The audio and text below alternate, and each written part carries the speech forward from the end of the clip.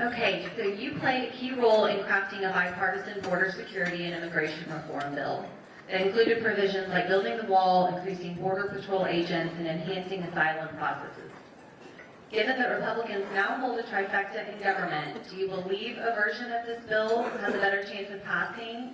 And what adjustments would you make to secure its passage in the current political landscape? Yeah, interesting question on that. Thanks for bringing up the traumatic moment. I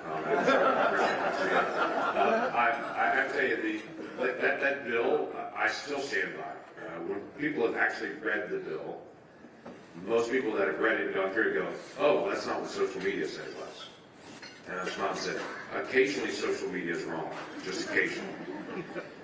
The bill actually reshapes how we actually process folks coming across the border and close some of the loopholes that are in the asylum system that are a real problem, that have been a problem for decades, and everyone knows it. And it really changed the system of how we do it. When you get to the end, if you make an asylum request come across the border, 97% of the people do not qualify for it. But they don't find that out until the very end. So they're here sometimes for years until they actually find out at the end, oh, I don't qualify for asylum. Now 3% do, but 97% don't. So this is how radical that bill was. We took the information at the end and moved it to the beginning. And so you'd find out within days or weeks, no, you don't qualify, and you'd be turned around. Rather than 5 years later, find out you don't qualify. That didn't seem that radical to me, to be able to just shift the rules of the end to the rules of the beginning.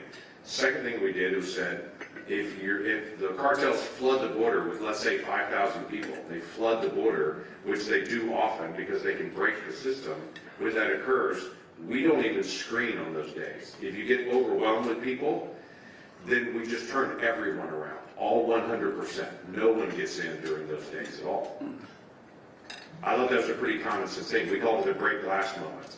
Because we knew if we turned people around without that, the courts would say, no, you've got to screen people, so we were actually going to make law on it, and to say if the system is overwhelmed, no one gets in until we can actually do an orderly process on it. Now that turned into, we're letting 5,000 people in a day every single day, which was totally false. But it didn't matter. It got repeated enough that everyone just bought it. So here's what I think is going to happen. I think for the next 2 years, the President's going to use every bit of executive authority he can possibly use to be able to dramatically reduce the numbers. And let me just tell you, the numbers have dramatically reduced. Dramatically. When I was arguing out through the border bill under the Biden administration, we had 12,000 people a day that were illegally crossing the border. Now we have less than 200 a day even attempting. From 12,000 to less than 200. Dramatic difference. Here's what I think will occur. I think the courts will do some rulings and will say to the President, you can't do that. You can do this, but you can't do that. And as soon as they can't do that comes out with the courts, the cartels will start doing that. They will train people coming across the border, and they'll make sure they say a certain phrase, go to a certain place, do a certain thing, and we'll start to be able to penetrate that loophole. It's the exact same thing that happened under the first Trump administration. Under the first Trump administration, they clamped down very strong on the border the first 2 years. Year 3, almost 1 million people that year illegally crossed the border. Almost 1 million.